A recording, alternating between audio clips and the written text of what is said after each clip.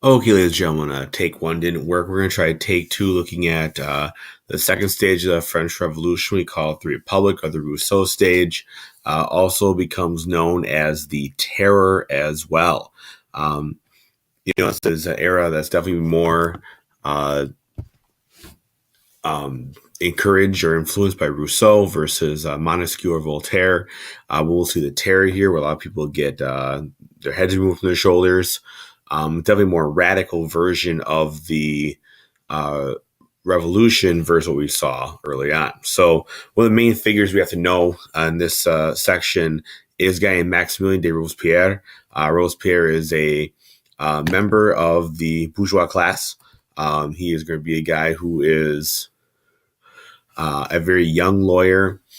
Comes to the States General as essentially an unknown person, but ends up being a member of the Assembly, who gets to be very different. He's a member of the Jacobin Club. The Jacobin Club met in an old abbey. They were kind of one of the first political parties to develop within the Young National Assembly. He's called the incorruptible. The idea is that he cannot be corrupted by the politics, by the people, by the king. That his ideas are pure and totally for the people. He was really focused on the people of Paris. So obviously, where a lot of his compatriots were worried about helping the bourgeois class, the upper class, or the third estate, his idea was trying to help at least get the support of um, the lower class, right? The Paris poor, those who are in the streets, those who are starving, and have them be controlled because they're the ones who are doing most of the radical parts of the revolution. It was really funny. The guy was actually very anti-death penalty. Um, should be funny considering that about 40,000 people die under his watch. Now, we do see two groups that develop here. You have the Jacobins, who were kind of the left wing, the extremists in this group. They're very small, influential people in the National Assembly who made their own little group where they set up higher than everybody else. And their big goal was to work with and fire up those Paris mobs. We know that National Assembly and the King and Queen were brought to the Tuileries Palace in Paris after the bread riots went out to Versailles. And now they're kind of, we see Paris being run by this Paris mob. Well, they fired them up. They used that mob mentality as a way to help get their control. The Girondins, the other group, they were also considered radical but different. Their big goal was to start wars. One thing they want to do, they want to start a war because wars would make you look legitimate in the eyes of other countries. A lot of European countries didn't exactly accept this young new France as a real country. They wouldn't, recognize them as a country. And so the big problem they had was, we're not a real country. Whoops. How do you make a new country? Start a war, spread the revolution. And that's how you do that. We're going to see two classes that develop within people. We kind of talk about this idea of class warfare. You have the culottes and sans culottes. Real quick here, culotte, sans culotte. Culotte, sans culotte. Culotte, it's a mention of the type of pants of what it is and type of style. Culottes were short pants. Like these are worn right here. They fasten the knee with a little belt. Usually wore a long jacket with your culottes and wore stockings and leather belted buckle shoes. Whereas the sans culotte wore trousers, long pants, usually a short jacket. And also the shoes were very different. They also wore what were called sabots, which were wooden clogs essentially. And so they were typically the lower group that where they lived at, especially in Paris, that lower group of Parisians. And so they were really the culotte ones who really supported the Jacobins, that Paris group. And that's who they really support in terms of everything. So we're going to see these two groups be at ease with the sans culottes being considered the more radical of the revolutionary type people. They're seen always wearing red caps, tricolor buttons, kind of trying to show their revolutionary style against the upper classes. So, big names you have to remember, okay? Now, one thing that happened is a war with Austria. And what happens is that the Leopold, the Emperor of Austria, he makes something called the Declaration of Pillnitz. His problem was that you have all these French nobles who are leaving France and going to Austria and Prussia. Okay, well, the Declaration of Pillnitz essentially said that if Austria and Prussia, with support of other people, would try to help restore the French monarchy, if there was, enough support for it. Really, he's bluffing. He doesn't want to do that. Austria doesn't want all of the nobles, kind of running across the border and that kind of stuff. And basically, they just end up taking off the French Assembly. So the French Assembly, under the Girondins, who were leading this group, decided to declare war on Austria because of the Declaration of Pillnitz. Essentially they said that, they would not work if the revolution's not going to work unless it spreads to other countries and get more support. So it says go to Austria, spread revolution. The Jacobins weren't a big fan of war. They didn't really want to fight foreign wars. And they won because they knew that the wars would not go well. The French army was very, very untrained, badly managed. You didn't have a lot of good officers that existed there. And a lot of your soldiers are very, very poor, very, very untrained people. And the first couple of battles they fight, they lose terribly, like bad, okay? And a lot of the soldiers that are fighting there end up getting, shot, killed, maimed, etc. Very quickly, very easily start getting taken over by Austria. Honestly, the only thing that really saves Austria from taking over France, or should I say France and Austria, is a partition of Poland. While the Austrians are fighting against the French, they're also fighting against Russia and Prussia, trying to get access to parts of Poland. And so you would see the peasants getting angry about this because they're the ones that are fighting and dying in this conflict, not the rich people. And so it's kind of a big deal. The peasant class in Paris was just angry because, like I said, they're the ones doing the dying and other people aren't. So we start seeing Jacobins fire people up. They got to find a reason why this war is not going well. Their reason is going to be the king and queen. Remember, Marie Antoinette is Austrian by birth, okay? And they essentially accused the king and queen of being spies and sending information to Austria. Remember, they were trying to run away to Austria before they were brought back to the palace. And so there was something called the Brunswick Manifesto. Essentially, it was a threat by Austria and Prussia to say that if the royals were harmed, they're going to, invade and help restore the monarchy. Once again, not sure how legit this threat is, but it's there. You have the media plays a big role, even like today, with terms of firing people up and getting things happening. The media plays a big role here as well, where the Jacobin Party and Jean-Paul Marat, they both exploit this idea and basically say how the king and queen are, plotting against France and trying to help Austria win. So people storm the palace again. See a trend so far, right? The guards are all killed, taken prisoner. Heads are placed upon pikes again. The king instead is locked up in the palace, now is locked up in a jail cell along with his wife Marie Antoinette and their son the Dauphin. So really it's a kind of a second revolution where now you see the Paris Commune take over. The Paris Commune was kind of a small committee that was running Paris at a time. And they kind of take that old constitution away and change it. Okay, the original constitution is taken away, and now it's made into a new constitution, which essentially gives suffrage to everybody. That's the big idea of having suffrage. We see this lead to the massacres of September in 1792, where essentially everyone is afraid of the old powers plotting, whether you be royalty or first, second estate people, nobles, church, whoever you are. And so all these rumors tend to get hyped up through the newspapers and through kind of the grapevine of Paris. And so you see these mobs just go through the prison, start killing thousands of people, priesthood, aristocrats, bourgeois, you name it, and putting their heads up on pikes because of these rumors. And it becomes even bigger and bigger as far as it goes on.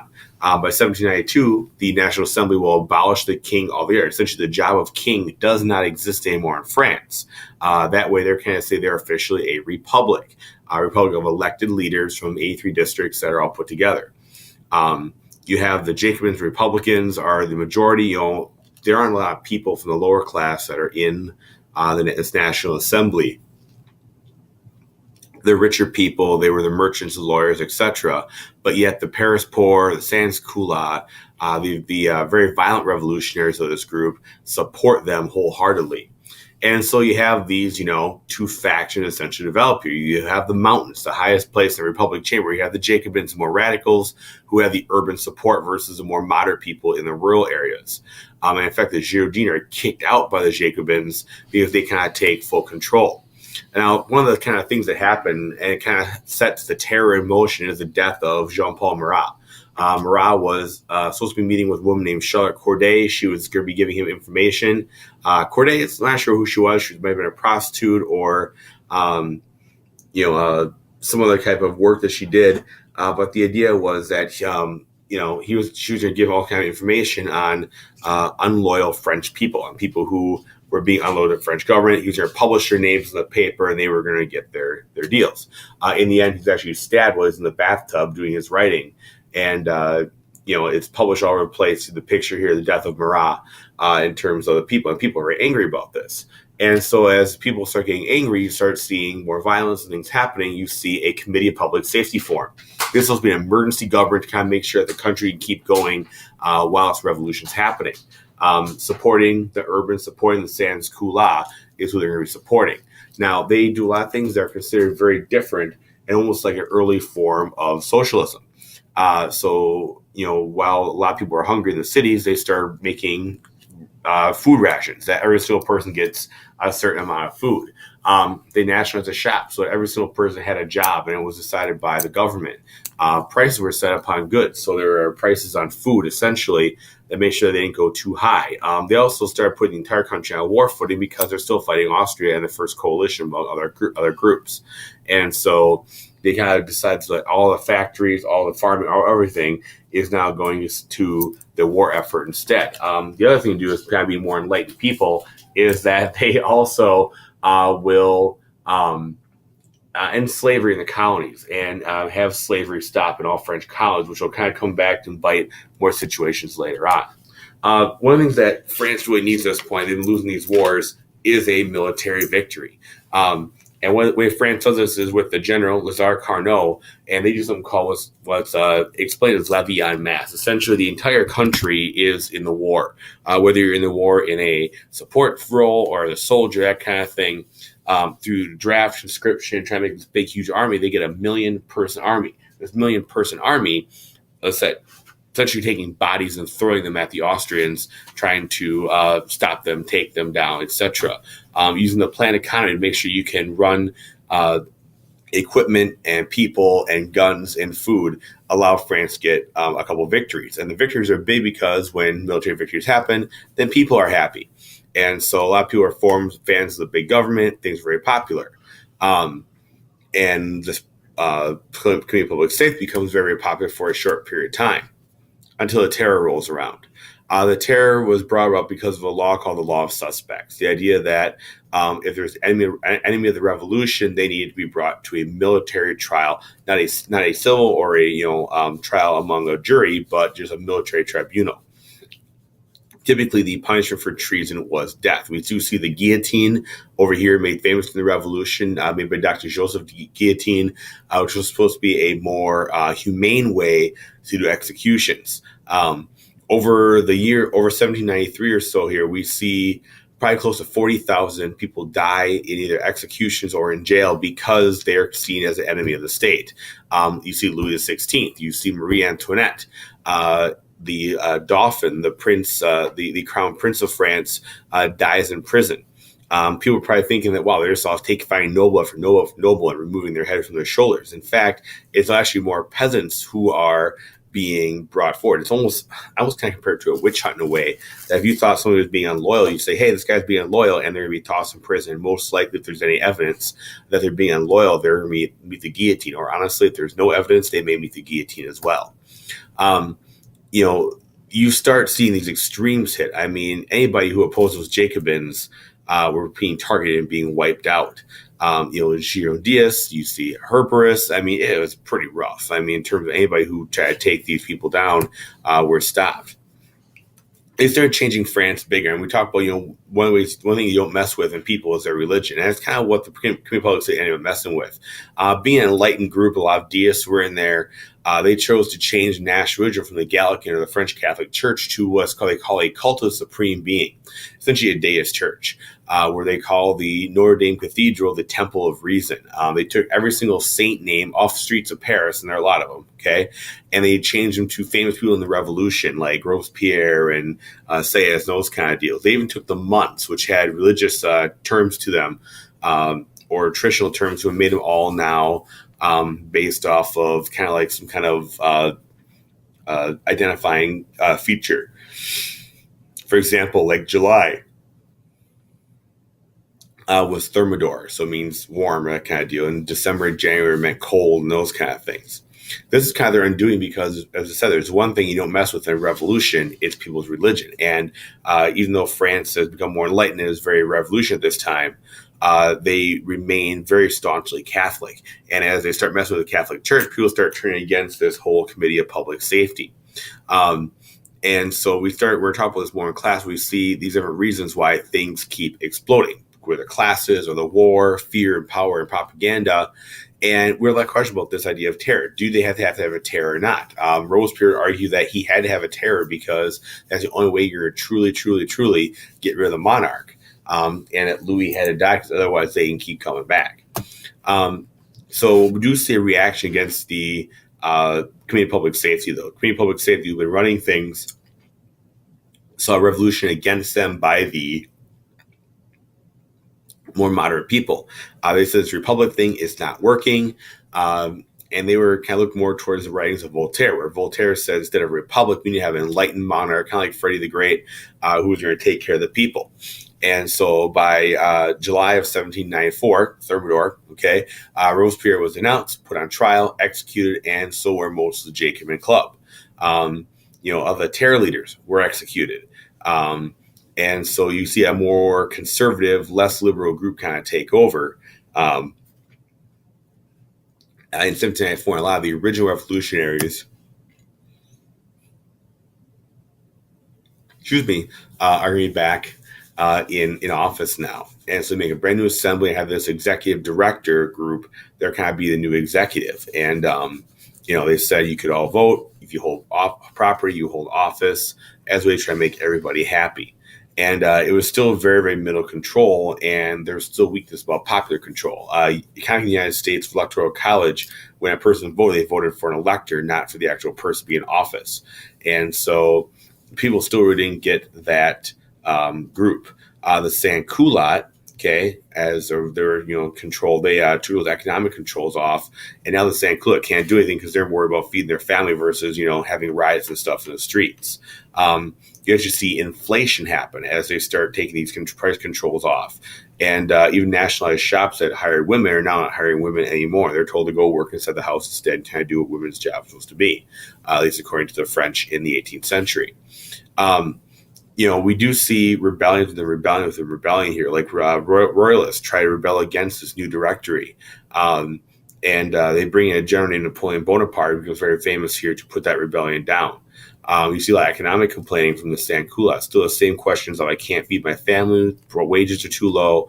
Those things are still there. And there's some kind of complaints. One argument underneath the Republic is that everybody had a job. It didn't matter if you were digging ditches or not underneath that Republic through the terror, you had a job. But now that idea is all gone. So the economic complaints from the sans-culottes. And one kind of see this whole idea based upon equality.